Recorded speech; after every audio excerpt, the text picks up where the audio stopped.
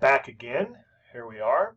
And so we were talking about how the transactional model of communication actually, for us, does leave room to study intrapersonal communication. So what we're going to do is, with this transactional view, what it means is that oftentimes intrapersonal communication is viewed as existing on different, or communication as a whole is viewed as existing on just different levels. And so that's where we're at here with this particular slide.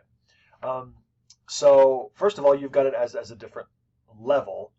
And usually these levels are in reference to the number of people involved. And so you would have the public level, which is the large scale communication. Interpersonal, which is usually just between 2 or 3 people, and then you would break it down to even a smaller level of it being communication within the self, with intrapersonal communication. Now, what that would then mean is that intrapersonal communication is about communication at the level of the individual. And I want to highlight the specificity of this language. At the level of the individual.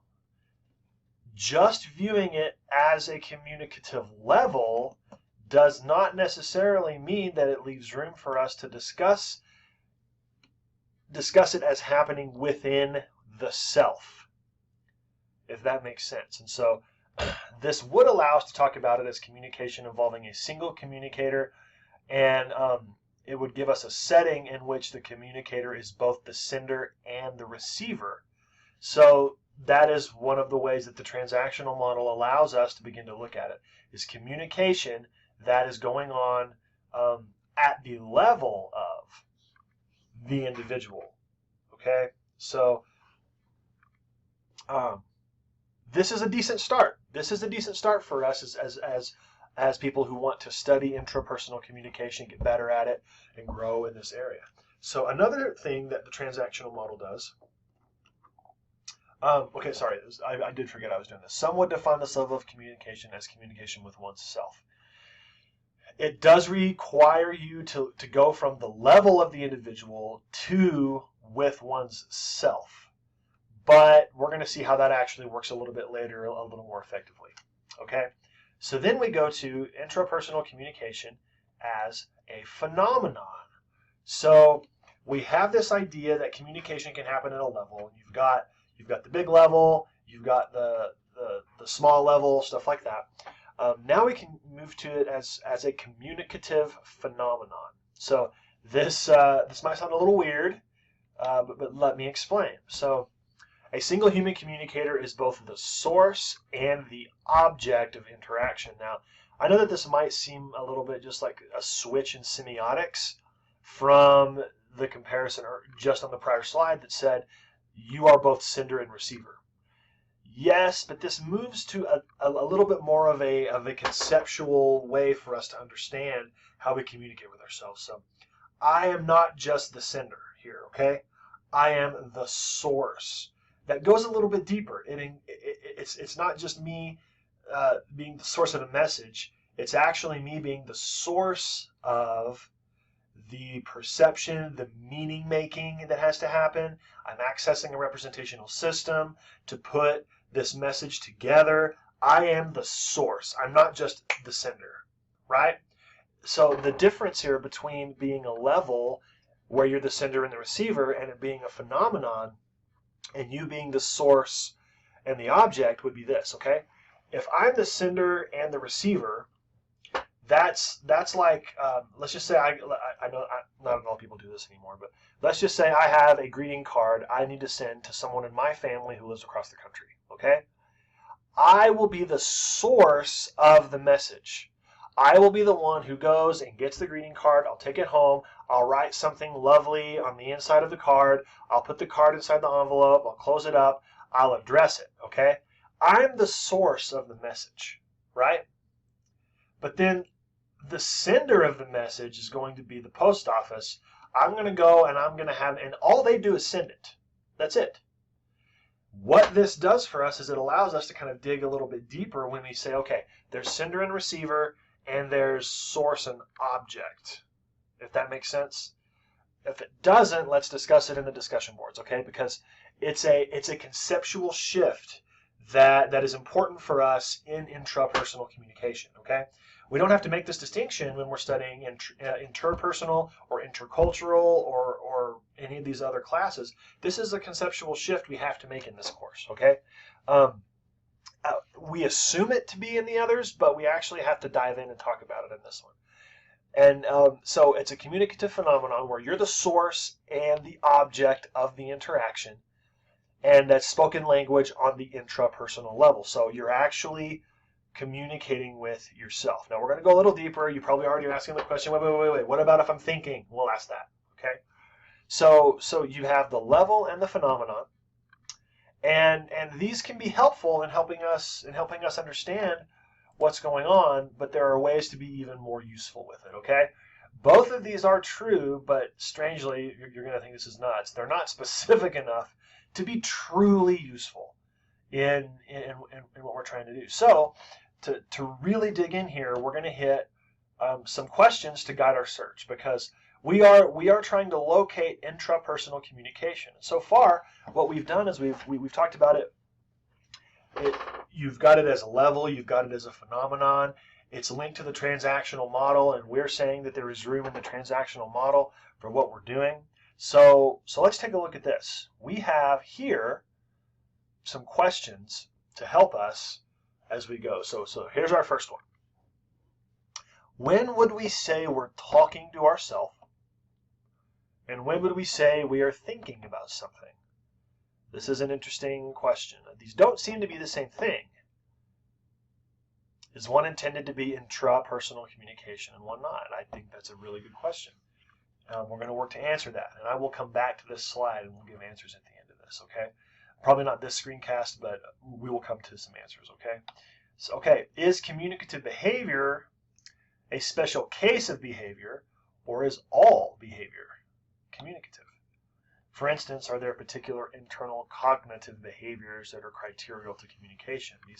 This is a tough one. And let me be honest, there are 3 questions here on this slide, and this is the one that I have the most difficult time really answering clearly. So we'll definitely come back to that. And then here's our last one.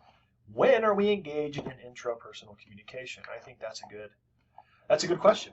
You know, we've said one cannot not communicate. We're always communicating. Well, does that mean we're always intrapersonally communicating, or does that mean that, you know, there are different kinds or types? I think these are 3 really good questions. And so these 3 questions in mind, we are going to now move on to step 4.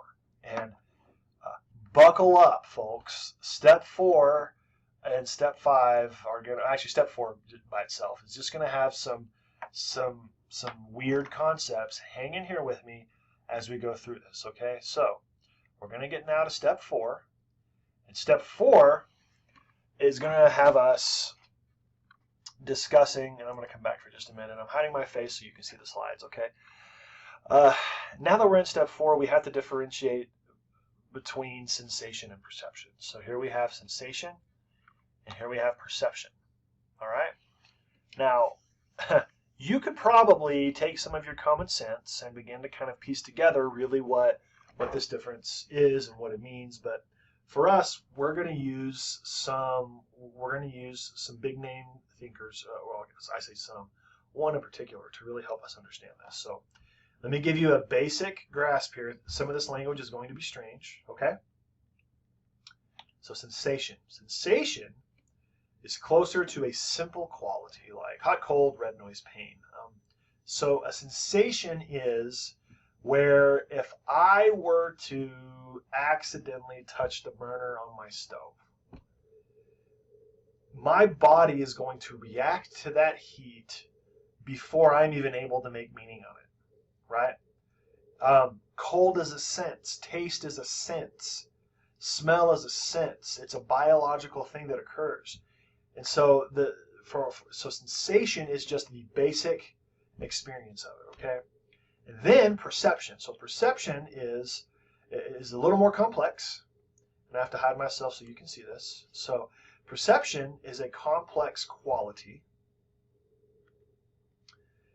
And so here we go. The more the object is ascribed with relations, the more it is something placed in a class, named, measured, compared, assigned a function, etc., etc., etc., then the closer it approaches perception. So here's what this is really saying, okay? What it's saying is, and I'm going to bring myself back. So here's what this is saying, okay?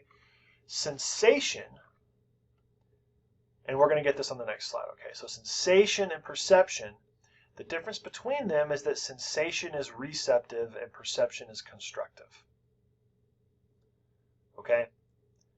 So let's take a look at that. Follow me here. We're going to reference a really great thinker. He's sort of considered the American father or grandfather or whatever you want to call it of American psychotherapy or psychoanalysis, psychiatry, something. I can't remember what the right word is, but William James is an important thinker in our philosophical history, and so he's going to say this. Okay, sensation is a receptive act. Okay, so what that means then is that I can't construct sensation. I have to receive it. I have to touch something hot to receive the sensation. I have to taste something cold to receive the sensation. Does that make sense? I can't just construct the sensation. I have to find some way to receive it, okay? So perception is a constructive act, all right? Sensation is, in terms of knowledge, mere acquaintance with a fact, okay? So I'm acquainted with it because it's just something that I have to receive. Perception's function, on the other hand, is knowledge about, okay, a fact. And this knowledge admits numberless degrees of complication. I think I meant admits numberless. I'm not sure why I have that word of right there. I have proofread this thing 3 times and still missed it, so I apologize for that, okay? So here's the thing. We receive sensation. Perception is then constructing something based on what we've received, okay? So sense is reception, perception is then construction, okay? Where I receive the hot in my mouth from my cup, and then my perception is, ooh, this is coffee, this is good, it's a little too hot, so I'm going to have to really sip it sort of slowly. That's the difference. Make sense? So it makes sense. That was not even funny, but sort of. So here's the thing, I will hide myself. As we complicate a sensation, which is what we're saying here, okay? As we make things more complicated, we are engaged in intrapersonal communication. So if I take a sip of my coffee, right, here's my coffee. If I take a sip of my coffee and it's too hot, then the hot is just the sensation. But when it's too hot, the sense is going to happen, it's going to hit me, and I'm going to go, oh my gosh, that's too hot. I should have blown on it, I should have waited. What happens after the sense? Everything I attach onto that sense, that's the perception. That's where we're at with that, okay? So hang in here. We're going to get to the next slide here. So receptive, constructive. Sensation, receptive. Perception, constructive. Okay? So here we go to the next slide. So said another way, and we're still talking about William James here, okay? So knowledge of, acquaintance, and knowledge about. So the knowledge of is to know something by way of direct experience. So this, folks, would be sensation. Okay? This would be sensation. This is where, so James talks about the flavor of a pear. I could take a bite of a pear, the flavor of it is there. And he's talking about the flavor. It's just the sense, the flavor of it, okay? That is knowledge of. I'll bring myself back here because this is philosophical. So the knowledge of is sensation. Knowledge about is to have the conceptual knowledge, okay? Knowing about is to operate on it with our thoughts. So the knowledge of, I taste it, the taste is there. Knowledge about, that's where I go, that's tasty. That's a juicy, delicious pear. Makes sense? And so me just having the taste is sensation. Me then realizing and knowing it's a pear and enjoying it and all of that, that is knowledge about. Okay? And this is confusing until the next slide, which we will start soon.